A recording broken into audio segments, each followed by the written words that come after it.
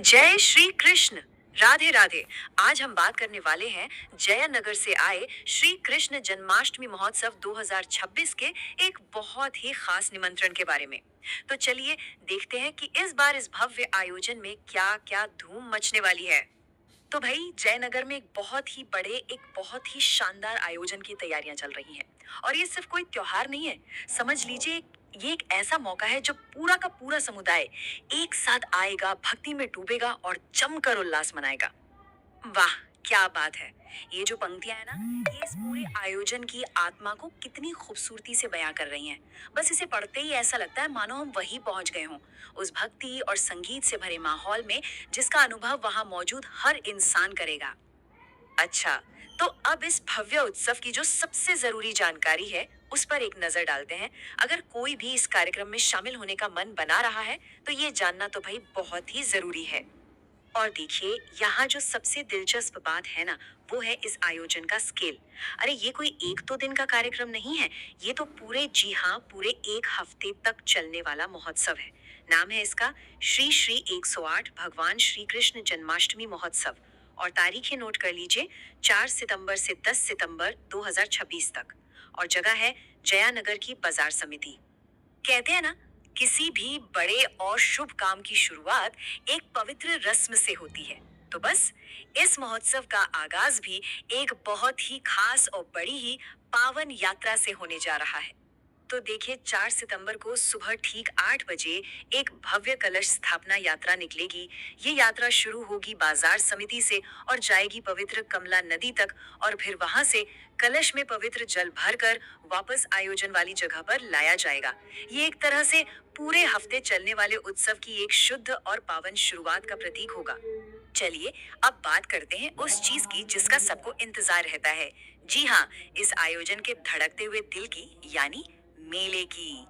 देखते हैं कि इस मेले में मनोरंजन और खरीदारी के लिए क्या क्या इंतजाम है। अरे वाह, मेले में तो हर किसी के लिए कुछ ना कुछ है।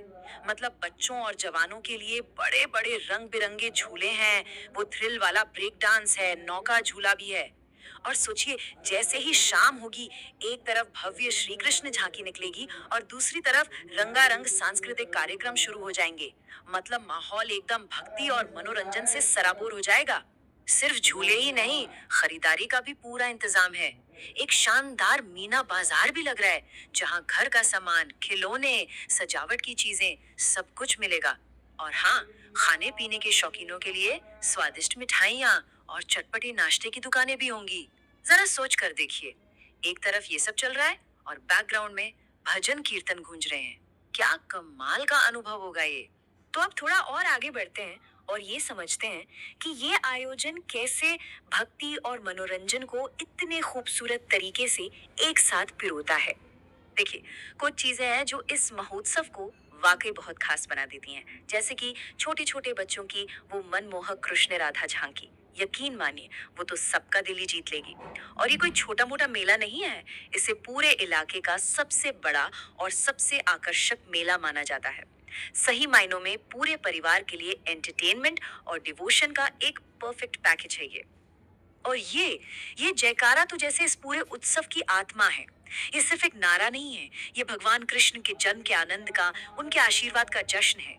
और ये एक तरह का वादा भी है कि जो कोई भी सच्चे दिल से इस दरबार में आएगा, उसकी झोली यकीनन खुशियों से भर जाएगी।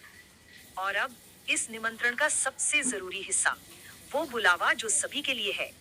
तो आखिर में एक बहुत ही जरूरी बात, आयोजकों की तरफ से सभी से एक दिल से गुजारिश है कि अपने परिवार, अपने दोस्तों, अपने बच्चों के साथ ज्यादा से ज्यादा संख्या में आएं और इस भव्य महोत्सव को हम सब मिलकर सफल बनाएं। क्योंकि देखिए, ये एक सामुदायिक उत्सव है और इसकी कामयाबी तो सबकी भागीदारी से ही होगी, है ना। इतने बड़े आयोजन के पीछे जाहिर है एक बहुत ही मेहनती टीम होती है।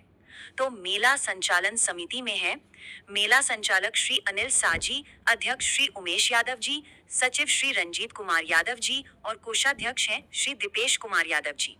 और इन सब से बढ़कर इस आयोजन की असली रीढ़, यानी मेला सदस्य के रूप में पूरा का पूरा गांव, समस्त ग्रामवासी। तो आखिर में एक सवाल मन में आता है, है ना?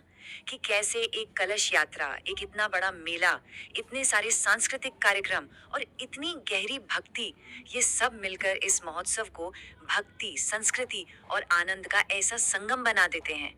इस पर सोचिएगा जरूर और अगर मौका मिले तो जयनगर जाकर इसका अनुभव खुद कीजिएगा। जय श्री कृष्ण।